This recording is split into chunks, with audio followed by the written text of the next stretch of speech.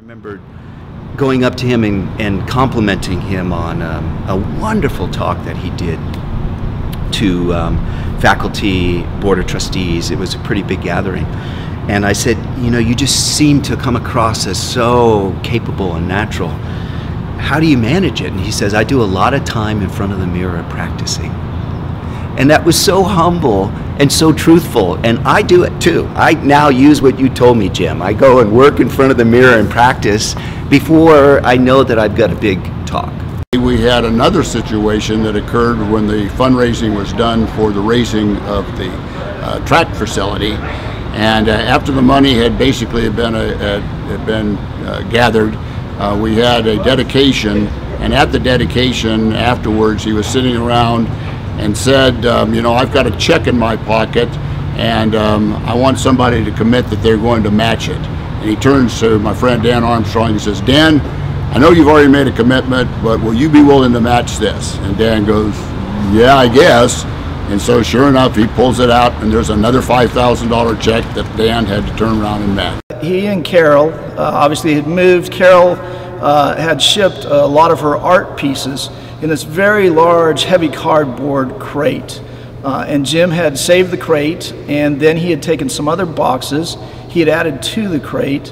And in effect, he had basically made a playhouse for my children. He painted shingles on the roof, he cut doors and windows, he painted shutters. I don't know where his spare time and his energy came from, but he had done that, and he said, here, I made this for your kids. It's a good use of the box. If you want it, take it. And certainly we did, and took it home. My kids played in that cardboard box in the backyard for 3 or 4 months. We have one timeout. I'm thinking I got to save that timeout to get Buddy in the game so we can kick that field goal, because otherwise I may not be able to stop the clock.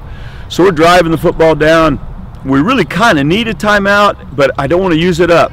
So Dr. Appleton's down here to my left, maybe 10 or 15 yards away, and he's yelling, Mike, you have a timeout left, you have a timeout left. And I'm trying to act like I don't hear him so that I don't, you know, don't get eye contact with him, because then I'm going to have to take a timeout, and I didn't want to take a timeout.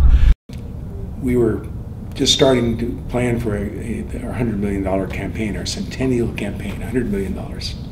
And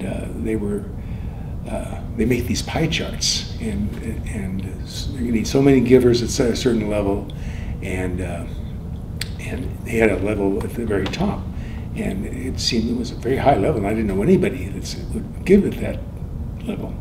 And I looked at them and I said, who's going to do that? And he looked at me with that kind of look. I think he thought I was going to do that. And well, we ended up doing it, but